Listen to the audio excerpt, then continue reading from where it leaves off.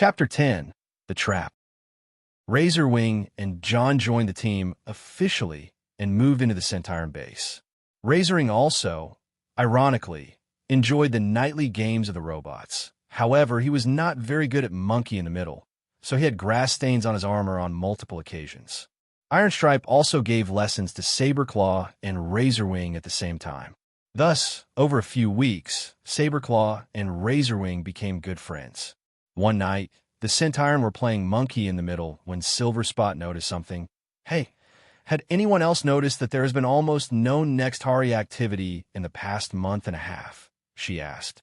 Ironstripe caught the large custom-made ball and looked up in thought. "Actually, I see that now." "Why has Rebay been so dormant lately?" he asked in return. Razorwing blocked Ironstripe by putting his arms over the ball. "Rebay is that crazy alien lady, right?" he asked. Ironstripe threw the ball over Razorwing's outstretched arms over to Saberclaw. Saberclaw, avoiding Razorwing who was trying to intercept the throw, answered him. "Yep, maybe she's planning something." She shuddered at the thought as she caught the ball. Saberclaw was shorter than Razorwing, so she had to maneuver around his large frame a little. She saw him stretch his arm for a block, but threw the ball under his arm to Silverspot. The stars twinkled overhead beautifully, and the moon lit up the field so the robots could see fairly well. The wind whistled through the trees and made their leaves sway. Saberclaw, feeling this breeze, liked the way it felt and spread out her wings to feel the wind more intensely. It was maybe 3 o'clock in the morning, so the 3 humans were asleep. Saberclaw had school the next day, but really didn't care that she had a test. Lila had been studying all day, but it didn't matter if Saberclaw was at the top of her class or not, so she had no intention of trying. "Hey, what is that?" Razorwing asked as he looked up at the sky. Against the black sky, a bright purple light was glowing. Silverspot looked at the glowing orb and tilted her head, saying, "Yes, I see it too. Maybe it is just a human drone." She shrugged and prepared to throw the ball once again, but the others were still looking at the orb. "I don't know, Silver. That looks really sus-. Saberclaw was interrupted by a large cannon sound that erupted through the trees. The sound caused Saberclaw to gasp and jump backwards. Milliseconds after the cannon, a blast of glowing, explosive plasma shot out from the forest and into the orb-like light, causing it to burst into flames and fall to the ground far away from the field where the robots were currently standing. The exploding sound was so loud the robots had to cover their audio receptors with their hands, and Razorwing actually stumbled to the ground. "What in the world was that?" Saberclaw shouted, still struggling to hear her own voice from the sonic boom. Silverspot stood tall and looked at the area where the light had been hit with a determined face and said, "That was a Nextari blaster cannon hitting whatever drone thing that was. We need to go check that out as soon as possible." Ironstripe began walking toward the place where the drone was struck down. The drone probably landed this way, and whatever Nextari shot it down will probably be there checking it out any moment. However, we can't leave the humans unprotected. Saberclaw, you stay here and safeguard the humans. The rest of us will go check it out. Before Saberclaw could protest, the other 3 robots were already out of sight. They had immediately agreed to Ironstripe's plan and left, running into the woods. She sighed and turned back around toward the base. She wanted to help, but Ironstripe was right. The humans were sitting ducks. She began tossing the ball up and down to herself, and basically let her mind wander. A short time passed, but it felt like an eternity. The others were probably fighting right now, and were probably winning too. Saberclaw wanted to be there so badly. "Ugh, this would have been my first official battle," she ranted to herself. She didn't know what she was going to do until the others got back, so she just went on patrol. She walked as quietly as she could through the base in order to not wake the humans. Due to her stealth training with Ironstripe, she didn't make a sound despite her size and metal boots. Once she reached the driveway, she ducked into the woods for cover as she walked around the sleeping neighborhood. Keeping her steps silent, she observed the quiet houses and looked in the streets. It was early winter, but this area very rarely got snow. Lila had described snow to Saberclaw before, but the robot had never seen the flaky, white substance. The breeze picked up into a strong wind that blew Saberclaw's wings in front of her, causing her to almost topple over. This was especially unusual because Saberclaw was literally made out of heavy metal. Saberclaw finished the patrol by walking around the neighborhood for maybe an hour. There was no sign of Nextari activity, so Saberclaw walked back to the field through the woods. When she reached it, she realized how much time had passed since the others left. It had been almost 2 hours, but battles shouldn't be going that long. This made Saberclaw worried. What if they had lost the battle and been killed? What if they had been captured? Saberclaw's danger sensors were going crazy, making her anxious. She finally decided to follow the others and just check on them. At least that was going to be her excuse for disobeying orders. She also might get a piece of the action. She worked up some courage and began walking into the woods in the direction of the fallen drone. Meanwhile, in the woods, Silver Spot hit the ground hard. A Nextari soldier had slammed her on the ground after Rebaya's command. Silver Spot had countless cuts and burns that caused pain to ache throughout her body.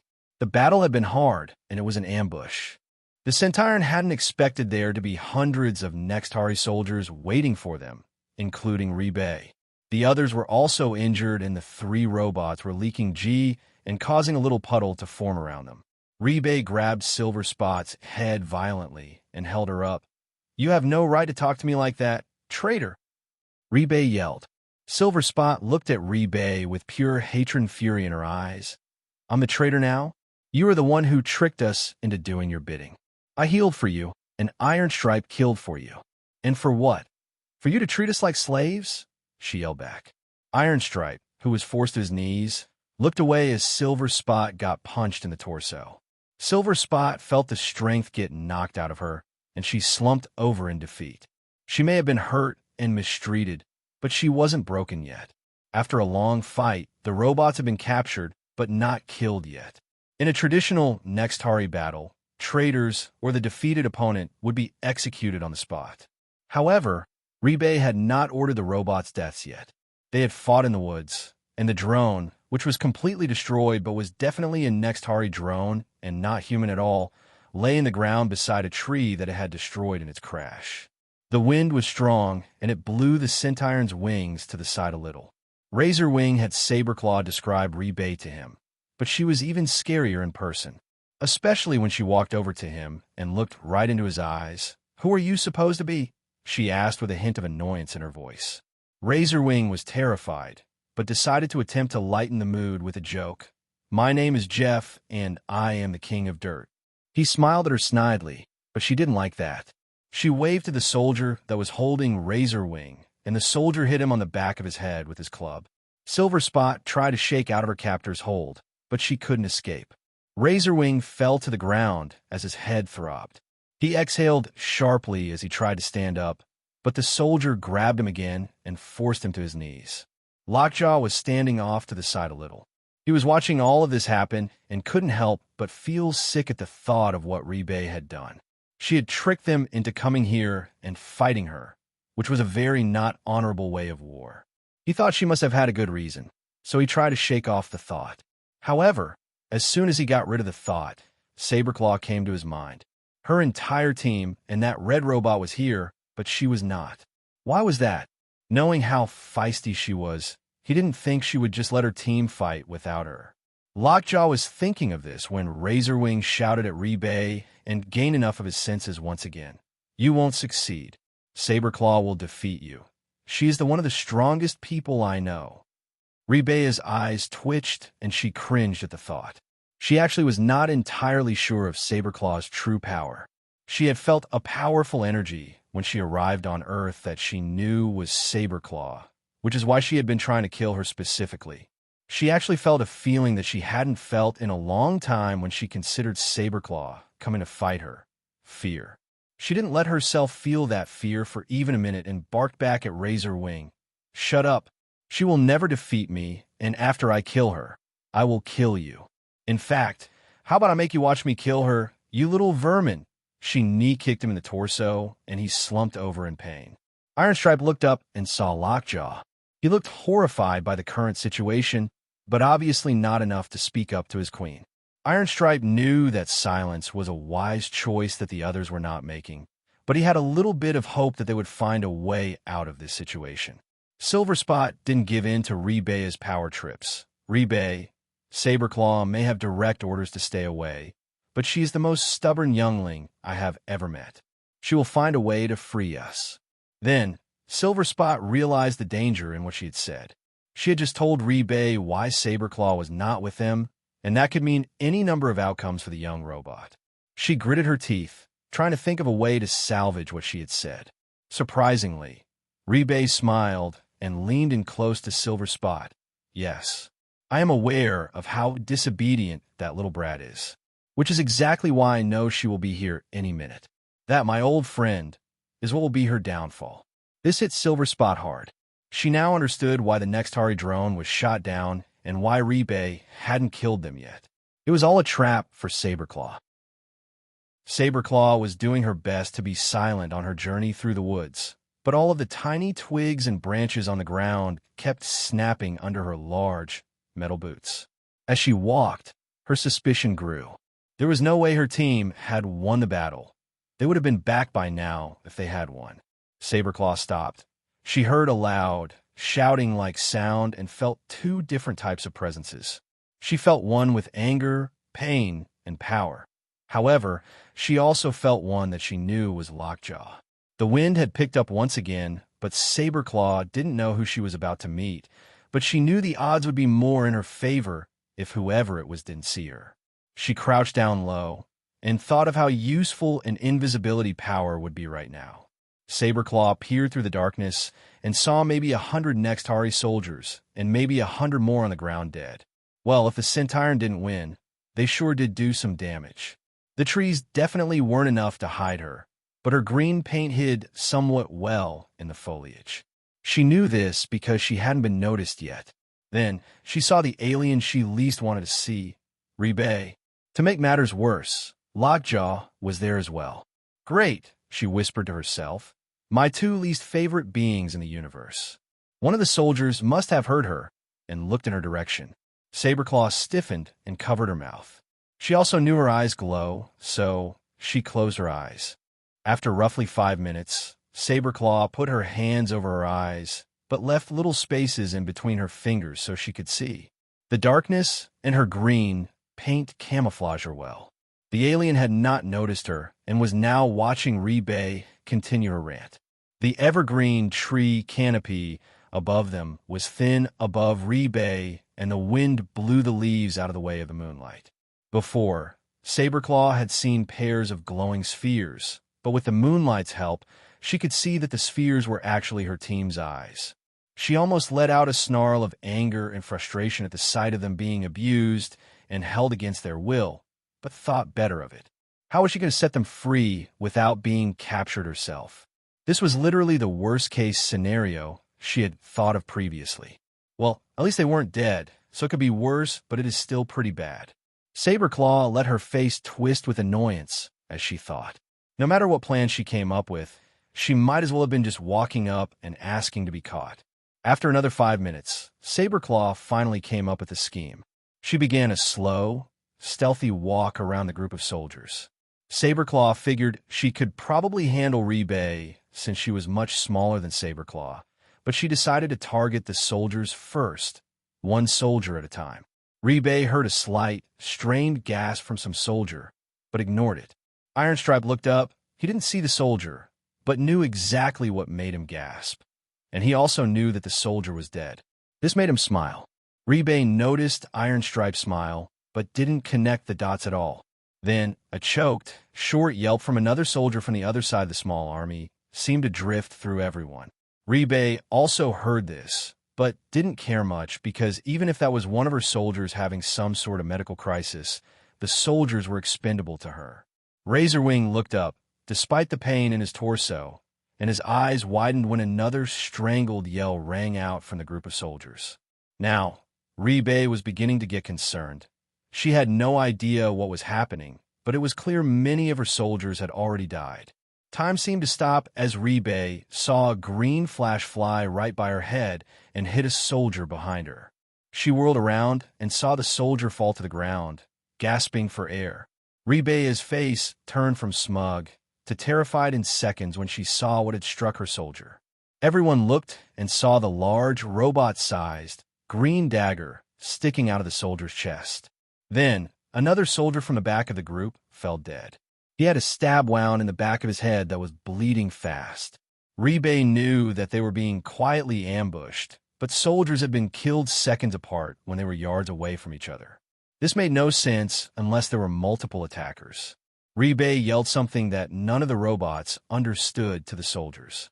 Later, Saberclaw would learn that the phrase she had said meant battle ready in the Nextari language. All the soldiers lifted their blasters, but they didn't know what they were supposed to be aiming at, so they just spun on a pivot while aiming their weapons in random directions. Ribe didn't know what they were supposed to aim at either, and this scared her. Her face showed fear as she whirled around, trying to see who was attacking. Lockjaw's optics were locked on the dagger, sticking out of the soldier's body while his blasters glowed, ready to fire. He had no idea what that dagger was or who it belonged to, but he felt a sense of danger that he liked from it. Then, a second dagger was launched from the forest with impeccable speed. It went straight through 4 soldiers and stabbed the 5th. All 5 of them died on the spot. 5 soldiers ran out from the army and surrounded Ribe, protecting her. However, the army had split in 2 in the confusion, leaving a large space in between the 2 confused sections. Both of the daggers had some sort of magnet on them that pulled them through the air and back into the woods. It was dark where the daggers had been pulled into, so Ribe could not see in, but she did see the 2 daggers in someone's hands, and she saw the 2 weapons begin to glow a bright green. Then, she saw the attacker's eyes. They were bright green and told of the person's plans. The ambush was about to get bloodier. Lockjaw saw the look on Ribe's face and knew exactly who was attacking, and so did Ribe. Ribe began to back up in fright, her large tentacles moving slowly and allowing her to pull herself backwards. Lockjaw saw the person throw a glowing dagger once more, and it slightly missed Ribe and landed in about 8 soldiers behind her, killing them instantly in a bloody mess. She was terrified. She knew now that it was not a group attacking her army, but a trained warrior on an assassination mission. Ribe knew it was Saberclaw, but the Sentiron was a lot more skilled and intimidating than when she last saw her. However, the attack didn't last much longer. Ribe, without having to control her body, much due to her fear, pointed at the pair of glowing, green eyes with her gray finger, and all of the soldiers followed her direction. Ribe could now see Saberclaw clearly because of the many red dots aimed all over the Sentiron's body. Saberclaw, still visibly angry and seemingly still had the intention of killing all of the Nextari present due to her facial expression, dropped her glowing daggers and put her hands up. She held these hands beside her head in surrender. Ribe, still shaken, called out to her from behind her wall of soldiers, "Show yourself." The War Queen was getting her fierce and slightly arrogant attitude back. Saberclaw stepped forward, and the moonlight shone on her armor that had purple blood stains from the soldiers she had killed. Saberclaw had blood on her hands, but her eyes glowed intensely. Without saying anything, Saberclaw held direct eye contact with the Nextari leader with strength. This intimidated Ribe a little, but she was still proud enough to think she was untouchable with so many guns pointed at her opponent. She strutted up to Saberclaw, even though the robot was probably the most dangerous thing in the woods. Ribe looked up at Saberclaw and spat. "You are cleverer and more dangerous than I anticipated, but you are still inferior to me." Ribe smirked and turned around like she hadn't been scared out of her wits just seconds earlier and announced, "This being is charged with resistance to the all-powerful Nextari Queen." She sounded like a judge in courtroom, but was clearly trying to get the crowd of soldiers excited with her power trip. Ribe continued to yell, "The punishment for this crime is death." She raised her fists, and the soldiers cheered with excitement and anticipation. Silver Spot fought the soldier, holding her with everything she had. "No!" She screamed the word as loud as she could. However, her pleas were barely heard over the roar of the crowd. Razorwing was also fighting, but he understood the fact that he could not do anything to help Saberclaw. Surprisingly, Ironstripe was just watching with his head barely raised. He wasn't fighting at all. Lockjaw stood, stunned. He wasn't cheering like his fellow soldiers, but he wasn't moving either. He just looked at the sight before him as time seemed to slow down. He saw the alien soldiers cheering beside him, and Silver Spot and the Red Robot, which he severely disliked for some reason after his extremely positive describing of Saberclaw, fighting with everything they had to escape and help Saberclaw. However, Saberclaw was getting publicly humiliated and must know that she will be executed, but she wasn't resisting or begging for her life. Her weapons were yards away from her, so she had no way to defend herself. So why was she not trying to talk her way out of death? He was very confused, but had an extremely strong urge to set Saberclaw free. He was snapped out of his daze when one of the soldiers beside him slapped him on the back and said, "Well, why aren't you cheering, Robot? That rebel is about to be punished. It is a great day." The soldier laughed crudely, but Lockjaw still did not cheer as the soldier kept shouting his approval. In fact, Lockjaw felt angry at Rebay, but didn't know why. Rebay walked away from Saberclaw and picked up the glowing daggers. How about we make tonight about not one execution of a traitor, but make her suffer and then kill her, she shouted in the crowd who, to put it simply, got about twice as excited. Now, Saberclaw snapped her head towards Rebay. Make her suffer? What did that mean? She had a plan up until now. Instead of stopping at Saberclaw, Rebay walked right past her and up to Silver Spot with Saberclaw's dagger. Now, Saber knew what that evil alien was going to do and activated her blaster, firing once at Rebay, but missed. Two soldiers grabbed Saberclaw and forced her to the ground. However, one of them held her face up forcefully so she could get a good view of her teammates. Silver Spot was still trying to shake off the soldier holding her, but her efforts were futile. Rebay raised the dagger and slashed at Silver Spot's arm. Silver Spot cried out in pain, exclaiming as blue-green liquid seeped from the deep cut. Silver Spot yelped and yanked her arm out of her captor's hold. She gripped her wound, and the liquid coated her fingers as she trembled. Saberclaw fought, trying to free herself with every ounce of strength she had, but the only effect was another soldier coming and holding her down. She felt powerless as she yelled out pleas to Rebay, begging her to stop hurting her team. Then, Rebay smirked and calmly walked to the side. Razorwing, knowing what was coming, managed to get his leg under him, but his knee was quickly cut open by the sharp blade. He let out a blood-curdling, pained yell as he fell back to the ground. The liquid inside his leg was pooling around him and seeping into the ground beside him. Saberclaw had watched enough. She drew the line at hurting her team, which was basically family to her at this point. She used her fury to throw off all three soldiers and lunged toward Rebay with all of her strength. As far as a plan, she had none except for the image of Rebay dead on the ground. Lockjaw watched in horror as he contemplated what was about to happen. He saw Rebay's smirk as Saberclaw lunged and understood that the Queen had a deadly plan. He wanted to stop Saberclaw, but he was too far away. He didn't want to stop her because of his loyalty to Rebay, but because he knew what the outcome would be for Saberclaw. His instincts told him to help her. Saberclaw felt the raw anger inside her, and as she came upon Rebay, all she could think about is getting revenge on Rebay for everything she had done. Right before Saberclaw lowered her fist to strike Rebay, she saw her target turn around. Instead of dodging the attack, Rebay smiled.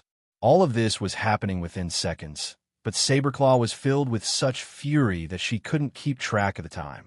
Then, she looked over and saw Silver Spot scream a warning and Razorwing desperately trying to get her attention. But when she looked back at Rebay again, it was too late. She felt the blades sink into her chest. She felt the excruciating pain and saw the smirk on Rebay's face. Saberclaw, with her mouth fallen open due to the pain, didn't even try to calm her panicked thoughts. She felt her legs go limp, and she fell to her knees slowly. She looked down and saw her own dagger sticking out of her chest armor. The hand holding the dagger belonged to none other but Rebay. The alien leaned in close and whispered, but Saberclaw could barely listen. "You are nothing, and you can't protect anyone from anyone, especially not from me." Saberclaw wanted to say something, But all she could do was stare at the ground and move her mouth as Rebay shoved the sharp blade further into her and began to twist. The searing pain ripped through her, and she screamed. She wanted to pull the blade out, but couldn't get her hands to it all the way. Her hands shook as she raised them beside the dagger. Lockjaw reached his hand out and yelled Saberclaw's name. He saw the tip of the dagger sticking out of the green Sentiron's back. He knew that was a fatal blow, and he felt pain in him that almost made him collapse. He watched as G trickled down the dagger and poured out of Saberclaw's chest. The wind blew through Saberclaw's wings as she let herself fall over. The pain was legendary, and she didn't care about saving her team or killing Rebay. Sound seemed to be muffled now, as if she was underwater. She heard Lockjaw cry out to her and saw Rebay signal to the soldier holding Silver Spot to let the medic go. The alien queen didn't let Razorwing go because she knew he would try to attack her due to how much he was yelling at her. Silver Spot shook loose and ran over the Saberclaw, who was now lying on her back, and tried to comfort her. Saberclaw, they're going to be all right. Saberclaw groaned when Silver Spot put pressure on the wound. Saberclaw heard Silver Spot's words, but she knew that her friend was lying. Silver Spot's voice was shaky and scared. Saberclaw had never seen Silver Spot scared before. Saberclaw let her head fall to the side as her strength rapidly diminished. She saw Lockjaw fall to his knees and look in her eyes. She saw him shaking and was confused about why he was reacting this way as she felt her thoughts drift away. When a shadow killer had bitten her, she had felt her thoughts stop, but she didn't feel so cold in her core. She hadn't felt so awful before she had lost consciences. She had felt the pain and then the relief. This was much worse. It was like a winter storm had frozen her insides and then stolen her thoughts. Her vision left her, and, in everyone else's view, her glowing eyes flickered, then lost their glow and their color. The last thing Saberclaw saw was Silverspit running toward one of the soldiers, grabbing his gun, and ripping it open as Rebay released the other two Sentiron, and the army marched away into the dark woods.